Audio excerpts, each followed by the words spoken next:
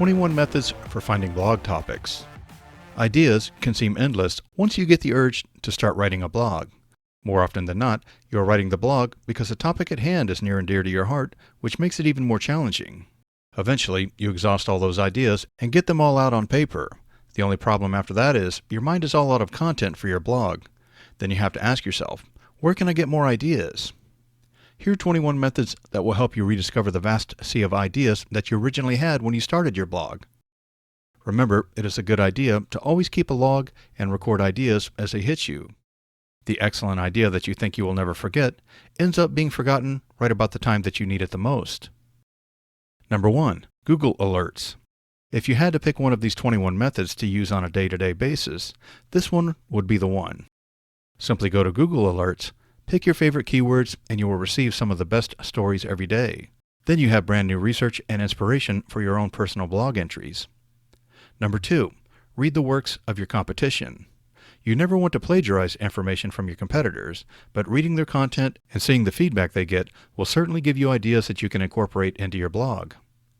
Number 3. Share your opinion about someone else's work. More often than not, you will come in contact with some article and disagree so strongly that you react and show your disapproval in some way or another. The best way to voice your opinion is to write an article on your blog that expresses your opinion about that particular subject. You will find the exact words in no time at all. Additionally, you will get overwhelming amounts of feedback from your readers because they will see the real passion that you had when you wrote the article. Number 4. Find out what is missing. When exploring other people's articles, you will often find important things missing. Incorporate those into your articles, but also take it another step further by getting inside of their head and thinking about what they are going to post next. Once you have a clear idea, simply voice that thought on your blog. Read articles that do not exactly match up with your niche and then reflect on a few points that relate to your particular niche. This activity can provide out-of-the-box thinking that comes alive in your works. Voicing some of these ideas in your works will in turn expand both your feedback and your audience. Number 6. Find the pain. If you take the time to find your audience's pain and problems, then you can begin to relate to them. Nothing creates a stronger bond than helping someone or voicing the fact that you can empathize with them. In addition to that, you can put out articles that touch on these topics. Number 7. Do some interviews. Try to reach out to others that are in your niche. Ask them if you can do question and answer interviews. Once they are complete, you can simply slap it on your blog and you have a finished article. If that person happens to have a product, then go ahead and let them plug it. An affiliate program would be great as well because you would monetize that post. Number 8. Write about your previous articles. If you have been writing a while, then you likely have some older opinionated pieces to look at. Upon looking at those, ask yourself, do I still agree with that position? Doing this will give you inspiration for your blog and in some instances, more up-to-date content. Number 9. Have you made mistakes in your niche? If you have indeed made mistakes, then you have inspiration for your readers. By sharing any of these possible errors, it makes you more relatable. Also, it can help any of your readers that were having similar problems. Number 10. Don't shy away from comedy. It would be safe to say that virtually everyone loves witty writing. If you have an interesting perspective on your particular niche that is funny, then you should definitely share it with your readers. Odd articles that inspire humor, in many cases, receive the most feedback. Number 11. Don't be afraid to fight. When it comes to just about any topic, there's always at least two opinions that more often than not are opposites. Feel free to voice your opinion if you feel very strongly about a particular topic. These articles tend to get the most feedback because readers want to show which side they are on and why. Number 12. Make a prediction. If you feel that you have unique insight into the future, then go ahead and make a prediction in one or more of your articles. If it turns out to be true, your audience will likely enjoy it and then have the opportunity to link to that previous article with another article. Number 13.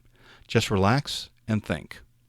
It is tough to think of good ideas for your blog if you have a million different thoughts going through your head. Just take time to chill out and partake in whatever activity you find peaceful.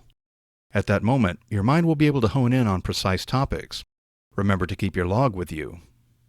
Number 14. Exercise. It might sound odd to exercise the body when the underlying goal is to exercise your brain, but it works because exercising releases endorphins, which helps the body to feel good. Typically, when you are happy, you think better. In other words, exercise leads to happiness, which leads to a better state of mind. Number 15. Create a contest. Post a relatively open-ended question, and then promise the winner a prize. This can become a huge benefit because the audience will be eager to win the prize. In addition to that, some of the audience will likely want to voice their opinion about who they think should win. You can even take it a step further by allowing the audience to vote for the winner. Number 16. Write a story. You can write anything from a strange fairy tale to a modern-day drama and then tie it into your particular niche. This action will likely capture the attention of your audience and encourage quite a bit of feedback if you received a desirable response from your readers. Number 17. Explore the comment section. Take a look at the comments you get and compile some of the unusual thoughts or questions that you have not answered. Then write some articles based on those pieces of information.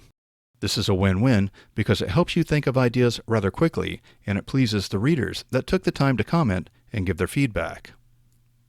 Number 18. Do a product review. The overwhelming majority of reviews done by people are biased in some way, shape, or form, so if you do an honest interview of a product, your readers will see that you are a trustworthy person, which helps further establish their loyalty. The only drawback is that the competition may not like the honest aspect of the review.